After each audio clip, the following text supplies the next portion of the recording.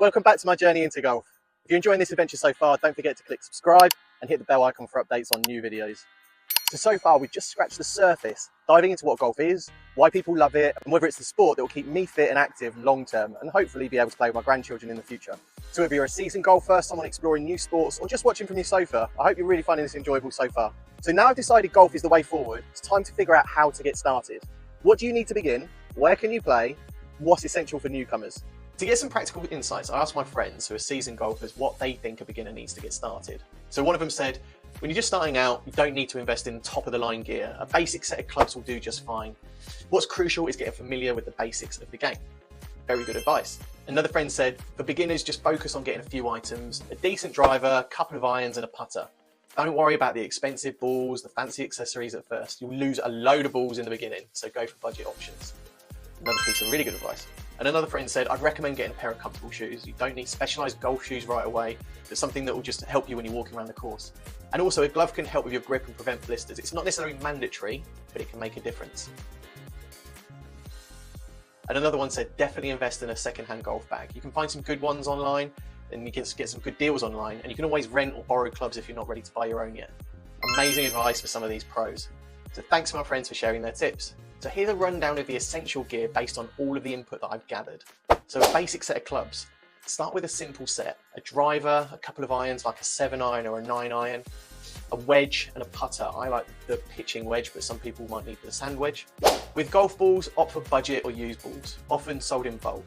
You'll likely lose quite a few balls early on, so cheaper ones are better for practice. Marketplaces sell loads of recovered balls from rock bottom prices.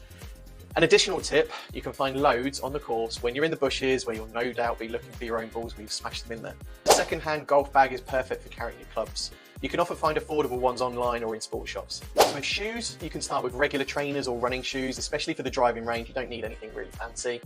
Many courses actually accept these when you're playing around, as long as you do have adequate grip on them. So you don't need specialised golf shoes right away.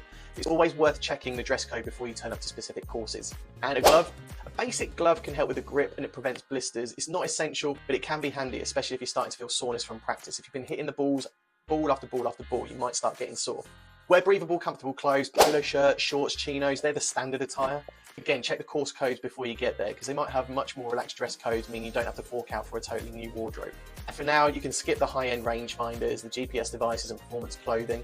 I've actually got an app called Swing U, which I use, which helps me get all of my distances. And luckily, my friends bought me a set of beginner clubs for my 40th, and they also got me a golf bag and trolley, so I was quite lucky there. And next is finding a suitable course near you. To find a course, you can check out sites like Golf Now, Golf Course Near Me, and England Golf. With around 2,500 courses in the UK, you're likely to find one within a short drive. But remember, a local course might not always be the best fit for you, and I'll cover how to choose the right course in upcoming videos. Now it's time to start learning. From my research, a quick way to start learning is to check out YouTube and educational videos, and I'll do a separate video on this one to rate some of the video channels, so keep an eye out for this. I've learned loads from YouTube videos, but I started going to a coach, and there's lots of different things that they've taught me. So now you've got your short-term wins, hitting your basics and getting down the driving range. But from a long-term perspective, and if you're serious about improving, considering taking a few lessons with a golf coach to refine your technique. So that's it for this video. I hope you found it helpful. If you want to keep following my journey, hit the subscribe and the bell icon for latest updates. See you in the next one.